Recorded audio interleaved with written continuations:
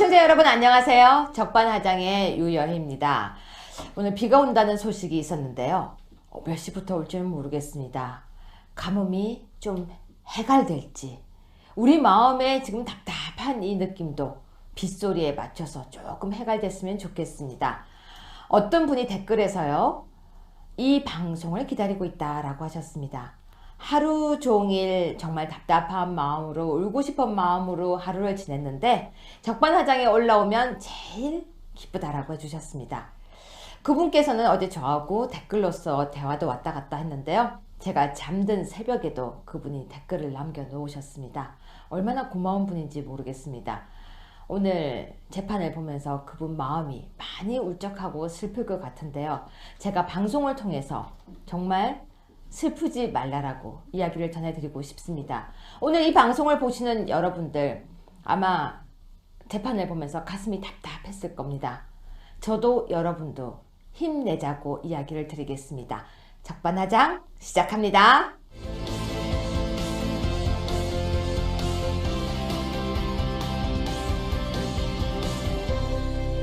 네, 뉴스 뒤에 숨은 뜻을 파헤쳐보는 뉴스 완전 정복 시작하겠습니다. 오늘 뉴스는 어떤 게 있는지 살펴보겠습니다. 자, 여러분 여기 보시면요, 봄 가뭄 강타 물 부족 비상이라고 되어 있는데요.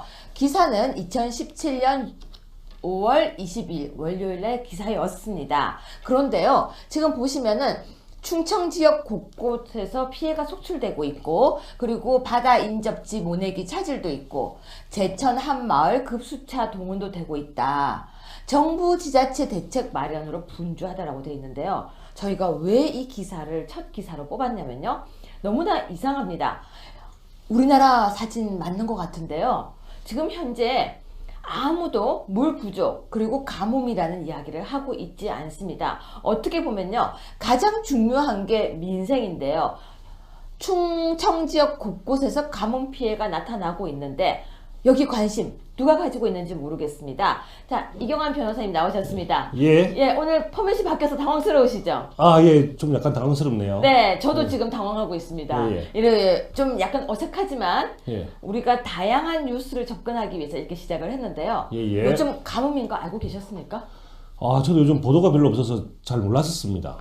가뭄이라는 걸 전혀 몰랐는데요. 우리야 도시에 사니까 사실 물이 계속 있어서 몰랐는데, 여기 지금 이게 충북 진천군 여기 정말 어떠세요? 쫙쫙 다 갈라져 있어요. 예. 그 뭐 보통 봄 가뭄은 항상 있어 왔는데 저 그림상으로만 보면 보통의 봄 가뭄 못지않게 아주 심한 가뭄으로 지금 생각이 되네요. 네. 어떻게 보면요, 바로 대한민국의 한 지역에서 일어나고 있는 일입니다. 다른 곳에 신경 쓰지 마시고요. 이때 휴가 가신 대통령께서는 가뭄 알고 계신지 모르겠습니다. 휴가가 중요한 게 아닌 것 같습니다. 뭐 이런 말도 있더라고요. 대통령이 연가 쓰니까 밑에 직원들 쉽게 쓰지 않느냐, 이런 얘기가 있는데요. 지금 휴가 갈 때 아닌 것 같습니다. 두 번째 뉴스 보겠습니다. 자, 지금 보시면요, 단독이라고 나와 있습니다. 문 대통령 교황에게 남북 정상회담 중재 요청으로 되어 있는데요. 문재인 대통령이 북한 김정은과 정상회담 성사를 위해서 프란치스코 교황에게 중재를 요청하는 친서를 보낸 것으로 확인되고 있다. 특히 김희중 한국천주교 주구회의 의장 겸 광주대교구 교구장을 통해서 보냈다라는 건데요. 지금 보시면은요, 이 기사를 보면 이미 물밑 작업을 제대로 하고 있다는 느낌이 들고 있습니다.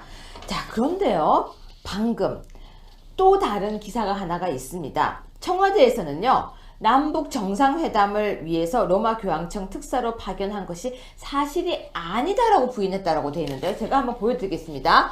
지금 여기 단독으로 나와 있는 건 3시 30분, 새벽 3시 30분 기사인데요. 아침 7시 38분 기사에는 중재 요청한 적 없다라고 되어 있습니다. 여기 기사를 보면요, 교황청 특사인 김희중 주교는 지금은 남북 정상회담을 할 때가 아니다라고 얘기를 했다는데요. 뭡니까? 사람은 갔습니다. 특사로. 근데 뭐 하러 갔다는 걸까요?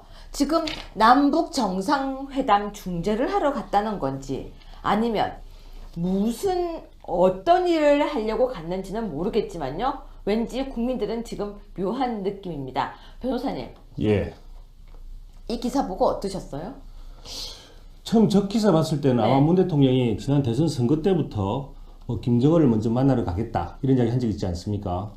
그 생각이 있었던 것은 알고 있었는데 그럼 최근에 뭐 미국 대통령 트럼프를 먼저 만나고 네. 또 심지어 이제 시진핑 중국 주석이나 이런 분들 다 만난다고 해서 아마 그 이후에 만날 거라고 생각을 했었는데 아마 그 생각을 지금 실현에 옮기지 않을 거라고 생각을 했었는데요. 또 아무래도 교황이 또 그렇게 얘기를 했다고 하니까 자기 입장을 갑자기 마치 정상회담 주선 안 한 것처럼 이야기를 하는 거 아닐까라는 생각은 듭니다. 그러니까 지금요.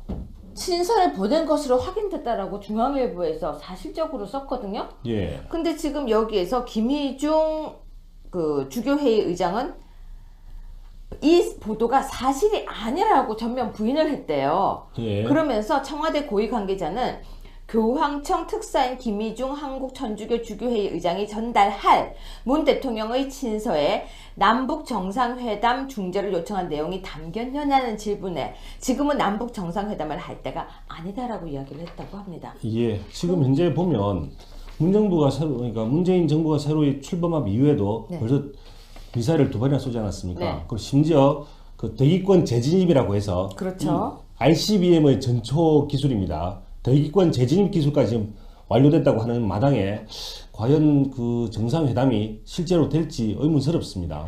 근데 어떻게 보면요. 저도 천주교 신자인데요. 이런 생각이 들었습니다. 외교적으로 풀겠다라고 이야기를 하는데 그 외교적이 프란치스코 교황에게 부탁을 한다라는 생각을 그러면 대통령 선거 나갈 때 준비할 때 대통령이 되기 전부터 준비해 온 건지 그렇다면 대화를 할 수 있다라고 큰 소리를 쳤던 것이 교황님에게 부탁하겠다는 거였는지 이런들 저런들 알 수는 없지만요. 사드도 그리고 북한과의 관계도 저는 외교라고 생각하지 않습니다. 그건 안보라고 생각합니다. 당연하죠. 그렇지 않습니까? 네. 이게 외교일까요? 글쎄요. 어쨌든 뭐 교황을 만나는 것은 아니 외교의 교황 근본- 말고 북한 김정은.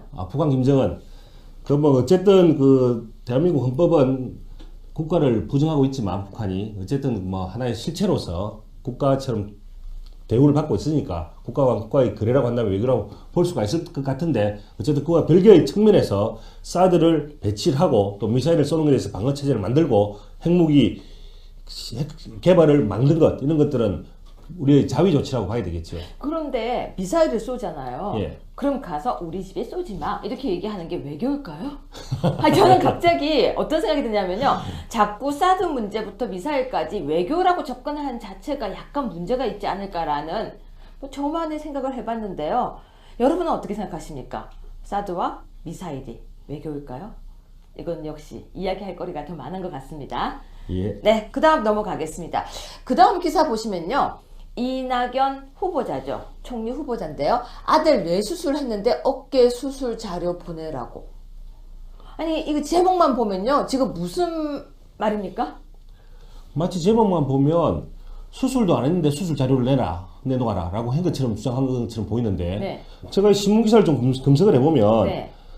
이 후보자 아들이 99년도에 네. 습관적 어깨 탈구가 있었고 2001년 12월 경에 수술이 필요한 어깨 탈구가 발생해서 관련 수술을 받았다고 되어 있거든요. 네. 이것이 병의 문제와 관련된 직접적인 수술이었는지는 알 수 없지만 어쨌든 어깨 탈구와 관련된 수술이 있었기 때문에 그 부분 수술 자료에 대한 자료는 있을 거라고 보여집니다. 그 부분에 대한 명백한 해명이 없는 상태에서 저런 말들은 설득력을 잃고 있죠. 근데 지금 이 이야기를 보면 국무총리 후보자가 자료 제출을 거부하고 있다고 하는데요. 자유한국당 의원들 주장에 대해서 거부하고 있다는 주장에 대해서 없는 것을 어떻게 보내나. 그래서 없다고 보냈다. 그런데 내용을 보면요.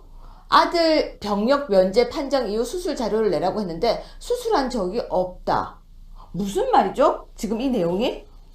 그래서 저도 일단 사실관계를 좀 더 밝혀져야 되고요. 그 네. 사실관계가 무엇이냐면 과연 수술을 한 적이 있느냐 없느냐.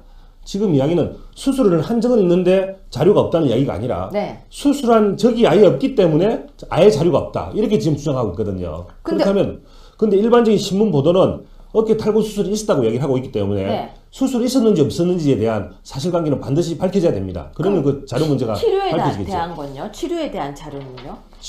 만약에 그 수술이 있었고 습관성 어깨 탈구라고 하는 것이 그 병력 면제라고 하는 것이 그냥 되는 건 아니지 않습니까? 네. 최소한 뭐 습관성 어깨 탈구가 있었고 즉 병력 면제를 받을 만한 그런 어떤 중대한 어깨상의 하자가 있으면 입증이 돼야 되는데 그 관련 입증 자료가 어디에서 분명히 있을 건데 아무것도 없다고 하는 것은 아무래도 좀 의심스럽긴 하죠. 적어도 그때 면제를 받을 때 병무청에 냈던 자료 같은 게 있을 수 있지 않습니까? 그때 원래는 저는 잘 모르겠습니다. 과연 그때 뭐 진단서라든지 어떤 형태가 있을 것인데 네. 그런 자료라든지 어떤 아니면 그 당시에 적어도 병무청에서 병역 면제를 판정을 내렸을 때 받았던 어떤 자료 혹은 뭐 진단서 기록 이런 내용들은 최소한 있지 않겠습니까? 그런 치료 자료라도. 치료 자료 있어야죠. 그럼 그렇죠. 그러면 우리는 전문가가 아니니까 전문가에게 제가 물어보겠습니다. 그렇게 한번 하시죠. 예. 네.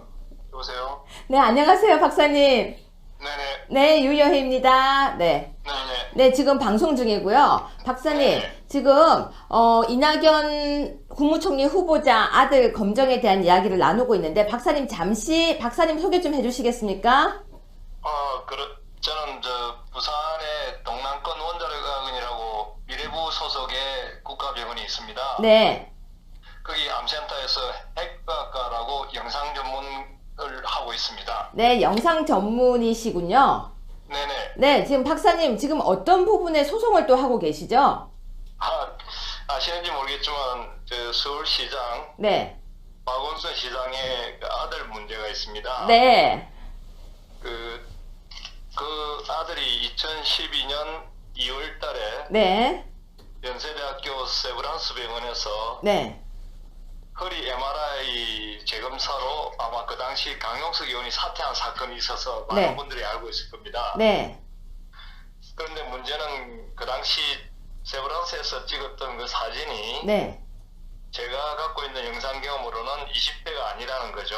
아, 그게 그 당시에 그걸 주장하셨죠? 네, 네, 그때부터 지금 5년이 흘렀죠. 네. 5년 한 3개월이 되네요. 네, 그런데 문제는 2014년에 네, 지방선거를 앞두고 박원순 시장이 저를 포함해서 7명을 네, 고소를 합니다. 네, 공직선거법 위반으로. 네. 그래서 그 고소당한 상태에서 1심에서 저희가 유죄를 받고 항소심 중입니다. 네. 그러면 병역 비리라고 생각하고 저희들은 주장하고 있는 거죠. 근데 문제는 그 사건에서는 박원순 시장의 아들이 영국 런던에 가서 오지는 않아요. 2년 넘었습니다. 네. 그러면 네네. 지금요. 박사님께서 보실 때는 서울시장 박원순 아들 병역 문제와 이낙연 총리 후보자 아들 병역 지금 이 부분에 대해서 공통점이 있다라고 보십니까? 공통점이 제가 보기엔 저도 군의관 출신이거든요. 네. 국군수도병원이라고 네. 과거에 병촌동이라고 있었습니다. 그 네. 옛날에는 네. 90년, 80년대 중반 네. 여기 국군수도병원에 근무 2년을 했었는데 과장, 영상의학 과장, 그때는 방사선과라고 그랬습니다. 네. 방사선과장으로 그때 경험과 이런 걸 비춰봐서 우리나라의 그 사회지도청이나 그 보유청에서 흔히 그 병역 비리를 저지를 때 네. MRI 바꿔치기 방법, 네. 영상 바꿔치기 방법을 많이 하는데요. 네. 지금 박원순 시장 아들의 경우는 허리 MRI고요. 네. 지금 이낙연 그 총리 후보의 아들은 아마 어깨 탈구라고 그래요. 네. 알려진 바로는. 네. 그래서 어깨 MRI가 뭐 신문지상에 뭐 제출된이 많이 하는 얘기가 있더라고요. 네. 근데 제가 볼 때는 이런 것을 재검사나 그 당시 기록을 다시 제출해서 명백히 밝히지 않는 한 네. 마땅한 병역 브로커가 쓰는 수법이라는 건 제가 장담할 수 있습니다. 그럼 이제 의혹을 제기하시는 거죠. 그쵸? 지금. 지금 어디까지나 장담할 수는 없지만 의혹 수준이죠. 그렇죠.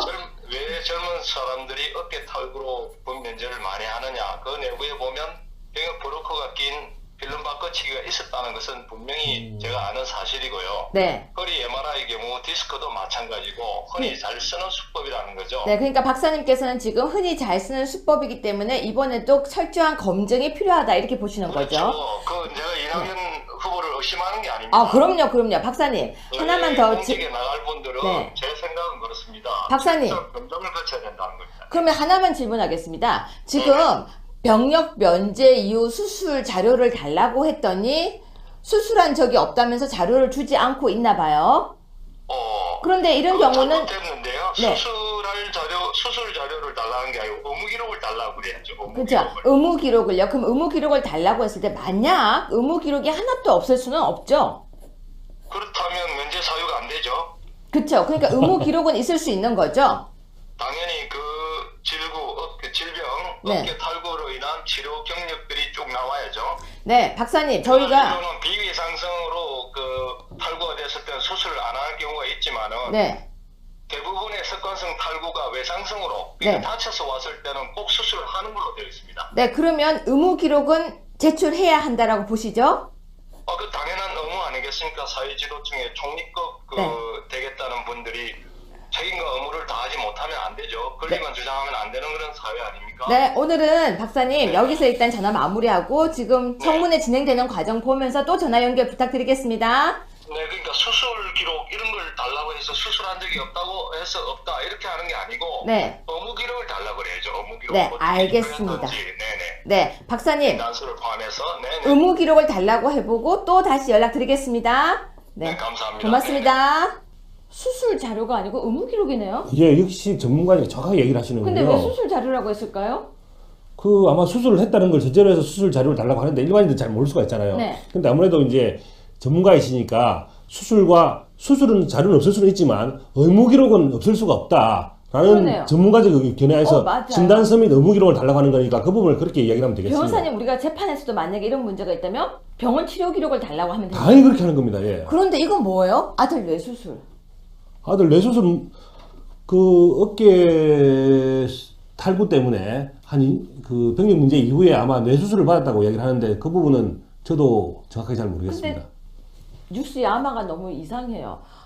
어깨 수술 자료 보내라고 하면 수술 자료가 아니고 의무 자료 보내면 되는데 왜 생뚱맞게 아들 뇌수술 이야기를 하는지 모르겠습니다. 예, 그래서 저거 이야기는 마치 이제 어깨 수술은 없었다고 지금 이야기를 하고 있는데 신문 보도상에 보면은 어깨 수술이 있었던 걸로 보여지거든요. 그래 그 부분에 대해서는 이제 조금 전에 그 박사님이 이야기하셨듯이 의무 기록, 진단서 등 의무 기록을 요청해서 실제로 수술이 있었는지 네. 있었다면 어떤 결과가 나왔는지 그걸 확인해 보면 되겠습니다. 방법이 있네요. 방법이 오늘 있습니다. 전화 연결 잘한 것 같습니다. 잘하셨습니다. 네, 그러니까 수술 자료가 아니고 예, 의무 기록. 자료, 의무 기록. 예, 의무 기록을 달라고 하면 되겠습니다. 변호사님도 나중에 재판할 때 가끔 사용하세요. 저도 하나 배웠습니다. 예. 네, 그러면 네 번째 주제 넘어가겠습니다. 뭐 변호사님 예. 여기 한번 보세요. 제 전공이군요. 저 분명히 제 전공이라는 것이 아니라 지금 저와 관련된 법률적인 쟁점이 제 전공이라는 이야기입니다. 예. 저도 충분히 저 내용 알고 있습니다. 오해하시면 안 됩니다. 마치, 좀 좋아하시는 것 같습니다. 뭐 저런 내용들이야, 뭐 일반적인 가십거리로서 좀 재밌게 일반인들이 생각하지 않습니까? 근데 이 사진을 보고요. 예. 딱 보고 너무 기분 나쁘면 9세대, 예. 보고 당연하다고 하면 신세대라고 하는 어떤 젊은 청년이 저한테 그런 얘기를 해주더라고요. 여러분은 어떠십니까? 이 장면, 서로 맞담배 피우고 있는 이 장면이 아름다워 보이십니까? 화가 나는 걸 봐서 9세대비 틀림없는데. 네. 이혼 됐습니까? 안 됐습니까? 아직 이혼 안 됐죠? 그러면 이 두 사람 관계가 뭐죠? 우리 법률 용어로는 간통죄가 없어졌기 때문에 네. 간통죄는 아닙니다. 아닙니다. 네. 법률 용어 민법에는 요즘에 부정한 행위라는 표현이 있습니다. 손해배상을 해야 될 상황이죠. 당연한 이야기죠. 위자료를 줘야 될 상황이죠. 당연한 이야기입니다. 법률적으로는. 법률적으로. 만약에 이 부인이 여기에 위자료를 청구하면 승소하실 수 있습니까? 저한테 맡겨주면 제가 아주 좀 제법 괜찮은 금액으로 제가 맡아서 받아들일 수 있을 것 같습니다. 많이 얼마까지 받을 수 있을까요? 그거는 지금 김민 씨의 재산 관계를 좀 조사를 해야 되는데요. 솔직하게 말씀하세요. 큰 소리만 치지 마시고. 예. 몇 억 못 받죠? 요즘에 위자료가 일반적으로는 그 일반적인 사람하고 생각과는 달리 좀 생각보다 많이 낮습니다. 그래서 한번 말씀을 낮아요. 드리면. 예. 그런데 그래도 사회 지도층이고 재산이 제법 있을 걸로 보이지니까 거기에 상응해서 제법 받을 수 있다고 생각합니다. 근데 뭐 제가 이렇게 이야기하면 변호사로서 말 못합니다. 그러니까요. 예. 이게 냉정한 이야기입니다. 저는 간통죄가 없어질 때 사실 그게 시대의 흐름상 맞다라고 생각했었습니다. 예. 이제는 없어져야 한다. 예. 그런데 그때 제가 주장했던 게요. 손해배상 금액과 위자료를 높이고 상향을 해서 기준을 만든 뒤에 간통죄가 없어져야 된다고 생각했는데요. 역시나 혜택을 보고 계신 두 분입니다. 형법상 간통죄가 없어지니 참 당당하게 나오고 있는데요. 글쎄요. 저는 아직까지 보기가 좀 불편합니다. 예. 근데 우리 작가 선생님은 좋다고 쓴 것 같기도 해요. 지금 보니까 우리 작가 선생님이 이렇게 써놓으셨습니다. 부인이 이 사진을 근거로 소송을 걸면 유리합니까? 당연히 이 사진을 근거로 손을 걸면 유리할 뿐만 아니라 담배 피고 지금- 있는 사진이 유리합니까? 예, 근데 뭐 단순히 저 사진이 의미하는 바는 그렇죠. 담배만 피우는 것이 아니라 두 분 사이에 이미 객관적으로 이미 알려진 사실 아닙니까? 뭐 예를 들어서 영화제 같이 갔다든지 그 과정에서 이제 계속적으로 어떤 행위도 있었던 거에서 본인도 부인하지 않는 걸로 알고 있고요. 서로 사는 관계다. 근데 어쨌든 그 홍상수 감독이 배우자가 있는 상태에서 다른 제3의 여자랑 이렇게 그 사랑하는 관계가 되면 그건 당연히 위자료 대상이 되죠. 사랑한다고 표현하니까 괜히 듣기가 조금 이상하네요. 넘어가겠습니다. 예. 네. 자, 다음 기사 보겠습니다. 5번째 기사입니다. 북이단 도발에도 문정부 대북 인도 지원 재개 방침. 정치 상황과 인도 지원은 별개, 원칙 지킬 것, 국제기구 통한 대북 지원, 사회 문화 교류, 접촉 가능성 커. 우리가 뭔가 호구가 되어가는 느낌이에요. 예. 과거에 계속 저렇게 해왔다가 네. 대부분 많은 부분에서 우리가 역효과를 가져온 적이 많이 있죠. 항상 뭐 그렇다고 해서 뭐 항상 모든 게 다 미효과가 되는 건 아닌데 그렇다고 해서 일반적으로 과거에 보면은 인도적인 지원은 계속적으로 이루어왔거든요. 근데 결과적으로 보면 북한이 변화된 것은 거의 없다는 이야기죠. 계속적으로 미사일 개발하고 네. 심지어 핵 개발까지 가게 되고 그렇다면 그 인도적인 지원을 했던 것이 결과적으로 이렇게 보는 시각들이 있죠. 김정은 독재 정권의 수명을 연장시켜 왔던 거 아닌가. 그렇죠. 충분히 그래 볼 여지가 있습니다. 그 실제적으로 인도적인 지원을 하면서 실제로 인도 지원 간 물품이라는 것들이 요즘에는 뭐 검증도 한다고 하지만 실제로 완벽한 검증이 될 수 있겠습니까? 만약 거기서 어느 정도 돈이나 물품들이 정권 유지, 북한 정권 유지에 들어갔다면 그는 엄청난 문제라고 봐야 되겠죠. 김정은 정권에서 계속해서 미사일을 빵빵 쐈잖아요. 그렇습니다. 그걸 보고 댓글에 이렇게 돼 있더라고요. 돈 달라는 신호탄이다.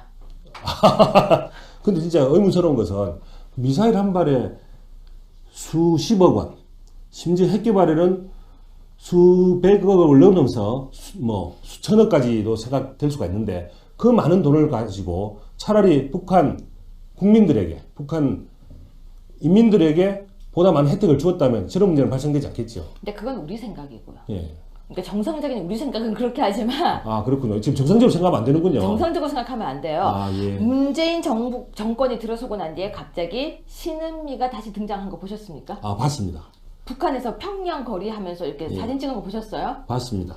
저는 웬만하면 저도 인도주의적으로 생각하려고 하는데요. 참 얄미운 두 사람이 있거든요. 신은미 씨와 또 누구를 말씀하시는 건가요? 애국가 안 불렀던 전 국회의원. 아, 예. 아, 저는 정말 제 개념이 이상하다고 해도 상관없는데요. 애국가도 부르지 않는 사람이 님을 위한 노래를 부르자고 하고 예. 그리고 너무 얄미운 게 북한 가서 북한을 막 소개를 하다가 추방당했잖아요. 네. 잽싸게 다시 북한 가서 사진을 찍어서 올리고 있는 모습 보면 전 개인적으로 얄미워요. 이건 제 개인 취향입니다. 예. 그래서 이번에 정권이 바뀌지 않았습니까? 네. 정권이 바뀌면서 아무래도 이제 햇볕 정책을 승계하는 정권이기 때문에 아무래도 대북 유화책이 나올 것은 충분히 예상을 하고 있었고요. 이번에는 달빛 정권. 아, 달빛 정권. 네. 예. 근데 어쨌든 간에 그런 과정에서 과거에 입국이 금지됐던 우리 종북 이론 때문에 네. 종북주의자로서 아마 입국이 금지되었던 그 신은미 씨나 이런 부분들에 대한 조치가 있을 수 있다고 저는 예상을 하고 있는데요. 네. 어쨌든 과거에 어떤 친북적인 발언이나 행위들에 대해서든 해명 없이 함부로 이렇게 다시 입국을 시키는 것은 문제가 있다고 봅니다. 저는 정말 항상 시종일관 똑같은 생각을 가지고 있는데요. 북한을 좋아하는 사람들은 북한에 가서 살 수 있도록 해줬으면 좋겠어요.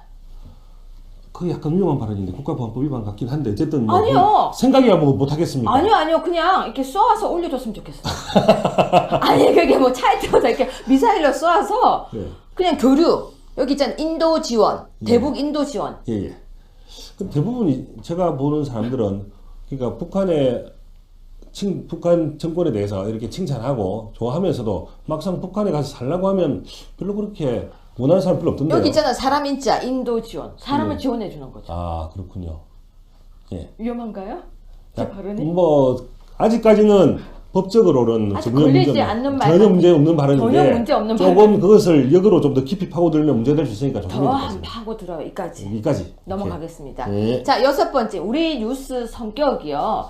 지금 나오고 있는 뉴스 뒤에 숨은 뜻을 파헤치는 뉴스거든요. 그러니까 정말 우리는 이걸 보면서 이 숨은 뜻에 정말 많은 교류와 접촉을 해드리고자 하는 신은미를 지금 떠올리는 겁니다. 예. 6번째입니다. 사진 많이 보셨죠? 많이 봤습니다. 이분 아주 유명하신 분이시죠? 네. 근데 이분이 인도주의적이고 이런 분이시라고 하더라고요. 예, 예. 근데 협상가는 아니에요. 예, 외교 저도 협상가는 아니에요. 예, 저도 저분이 이제 외교부 장관으로 이제 후보자로 네. 지명이 되고 나서 저분에 대한 신문기사를 많이 봤는데요. 이력을 보면 아주 훌륭하신 분이 맞습니다. 뭐, 저 유엔에서 주로 일을 하시면서 네. 뭐 유엔 사무총장 특보까지 하셨으니까 아주 훌륭한 분이면 틀림없는데, 근데 우리나라는 약간 특수한 상황이지 않습니까? 그 우리나라 지금 현재 뭐 처해진 상황을 보면은 안보가 실제로 우리나라 안보를 위협하는 북한 정권이 존재하는 한도 내에서 그렇죠. 위치에서, 그리고 또 실제로 미사일을 계속적으로 쏘고 있고 또 핵 개발이 지금 진행되는 상황 속에서 너무 그 국외로, 국내 관계가 아니라 국외 관계에서 이렇게 전문가적 영역을 넓힌 분이 과연 국내 외교 관계를 잘 풀어나갈 수 있을지 그건 지켜봐야 될 문제라고 생각합니다. 지금 외교부 장관, 외교장관 후보로서요, 이 강경화 후보자는요, 사드도 풀어야 되고, 북핵도 풀어야 되고, 다 풀어야 되는데, 그렇습니다. 뭐, 외국어로 하는 것도 아니고, 이거는 굉장히 심오한 내용이 있잖아요. 그렇습니다. 근데 또 더, 제가 볼 때는 좀 더 어이없는 거는, 딸 문제에 관해서 이제 셀프적으로 다 공개를 했는데, 우리가 자수하면 벌 안 주나요? 자수하면 벌이 감경이 되죠, 보통. 그래도 벌은 주죠. 벌은 줍니다. 예. 위장 전입을 자수하면 괜찮나요? 그 발생한 사실에 대해서는 이미 확정적으로 고정화 돼 있는 거고, 다만 네. 양형 문제는 다를 수가 있는데, 그렇죠. 지금 이 건의 경우는 위장 전입을 미리 밝혔다고 해서 청문회에서 당연히 통과된다 안 된다 얘기는 하기 어렵고, 이건 아마 정치적인 판단이기 때문에 아마 국민의 여론이 어떻게 거부를 해석할 것이냐. 과거에는 당연히 위장 전입은 아주 큰 범죄이기 때문에 주민등록법상 그렇습니다.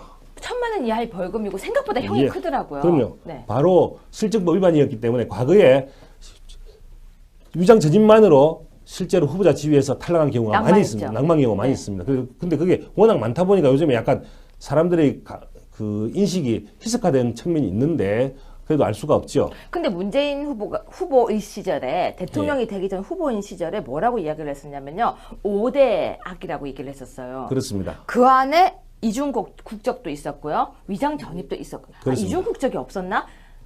논문 표절은 확실히 있었어요. 너무 사실 부동산 투기, 부동산 투기 있었고요. 위장 전입 있었고요. 세금 있었고요. 예. 네. 그런데 여기에 분명히 그러니까 위장 전입이 들어 있었거든요. 그렇습니다. 그러면 후보자 시절에 세웠던 그 기준을 자수했다면 끝난다면 그러면 만약에 이중 국적도 미리 자수하고 투기도 자수하고 세금 탈루도 자수하고 예. 논문 표절도 자수하면 괜찮나요? 그렇게 볼 수는 없고요. 아마 국민이 정치적으로 심판하리라고 보고 있습니다. 네. 그런데요, 변호사님. 예. 여기 기사가 착시 효과라고 되어 있잖아요. 예. 이게 왜 착시 효과냐면 이 기사를 보면 재밌습니다.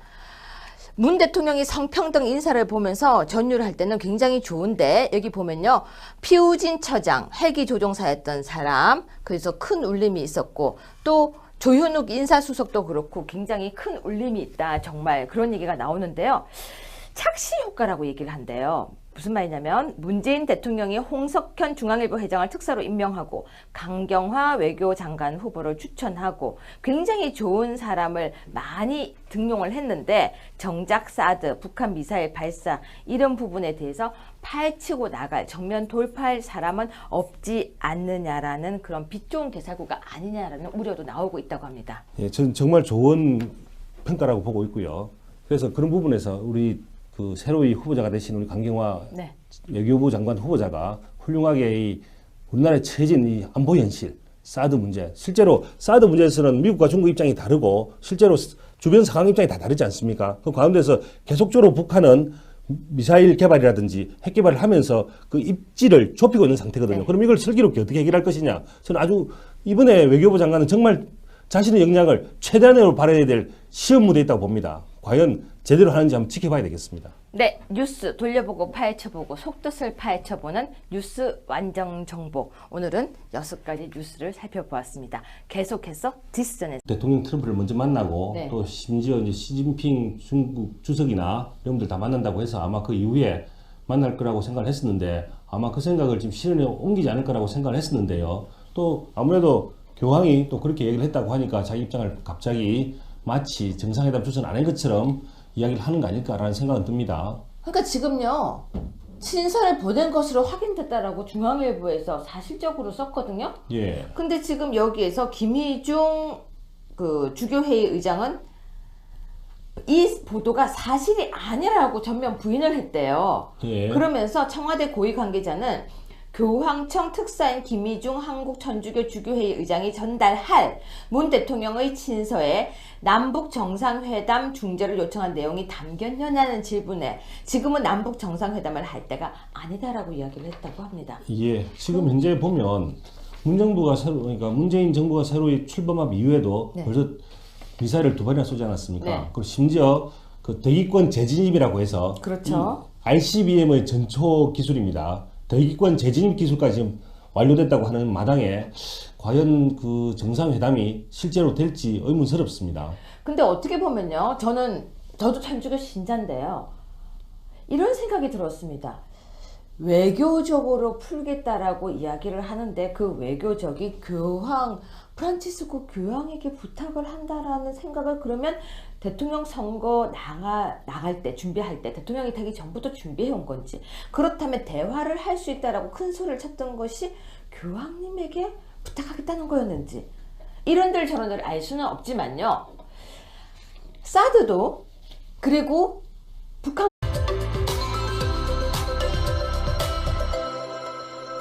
시청자 여러분 안녕하세요. 적반하장의 유여희입니다. 오늘 비가 온다는 소식이 있었는데요. 몇 시부터 올지는 모르겠습니다. 가뭄이 좀 해갈될지 우리 마음에 지금 답답한 이 느낌도 빗소리에 맞춰서 조금 해갈됐으면 좋겠습니다. 어떤 분이 댓글에서요. 이 방송을 기다리고 있다라고 하셨습니다. 하루 종일 정말 답답한 마음으로 울고 싶은 마음으로 하루를 지냈는데 적반하장에 올라오면 제일 기쁘다라고 해주셨습니다. 그분께서는 어제 저하고 댓글로서 대화도 왔다 갔다 했는데요. 제가 잠든 새벽에도 그분이 댓글을 남겨놓으셨습니다. 얼마나 고마운 분인지 모르겠습니다.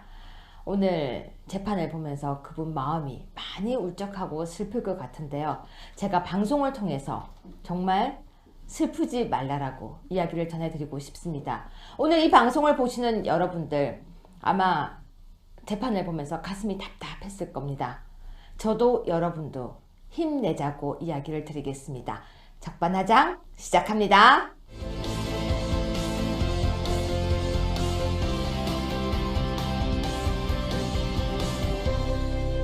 네, 뉴스 뒤에 숨은 뜻을 파헤쳐보는 뉴스 완전 정복 시작하겠습니다. 오늘 뉴스는 어떤 게 있는지 살펴보겠습니다. 자, 여러분 여기 보시면요.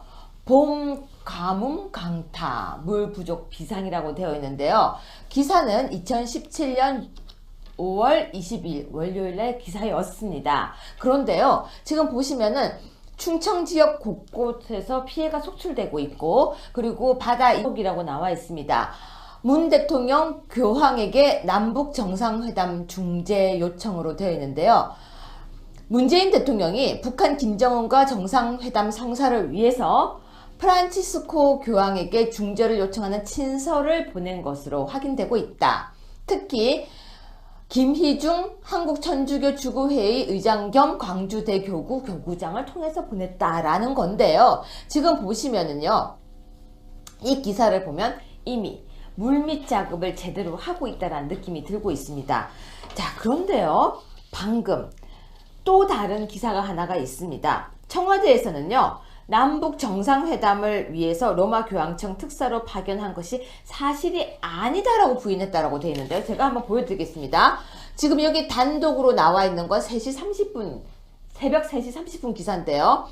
아침 7시 38분 기사에는 중재 요청한 적 없다라고 되어 있습니다. 여기 기사를 보면요. 교황청 특사인 김희중 주교는 지금 지금은 남북 정상회담을 할 때가 아니다라고 얘기를 했다는데요. 뭡니까? 사람은 갔습니다. 특사로. 근데 뭐 하러 갔다는 걸까요? 지금 남북 정상회담 중재를 하러 갔다는 건지 아니면 무슨 어떤 일을 하려고 갔는지는 모르겠지만요. 왠지 국민들은 지금 묘한 느낌입니다. 변호사님. 예. 이 기사 보고 어떠셨어요? 처음 저 기사 봤을 때는 네. 아마 문 대통령이 지난 대선 선거 때부터 뭐 김정은을 먼저 만나러 가겠다 이런 이야기 한 적 있지 않습니까? 그 생각이 있었던 것은 알고 있었는데 그럼 최근에 뭐 미국 과의 관계도 저는 외교라고 생각하지 않습니다. 그건 안보라고 생각합니다. 당연하죠. 그렇지 않습니까? 네. 이게 외교일까요? 글쎄요. 어쨌든 뭐 교황을 만나는 것은 아니 외교의 교황 근본- 말고 북한 김정은.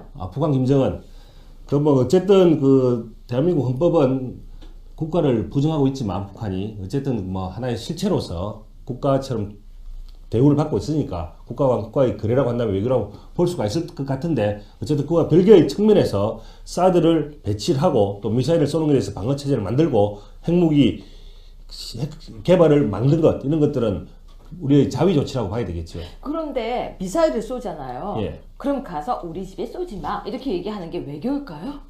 아니, 저는 갑자기 어떤 생각이 드냐면요. 자꾸 사드 문제부터 미사일까지 외교라고 접근하는 자체가 약간 문제가 있지 않을까라는 뭐 저만의 생각을 해봤는데요. 여러분은 어떻게 생각하십니까? 사드와 미사일이 외교일까요? 이건 역시 이야기할 거리가 더 많은 것 같습니다. 예. 네, 그 다음 넘어가겠습니다. 그 다음 기사 보시면요.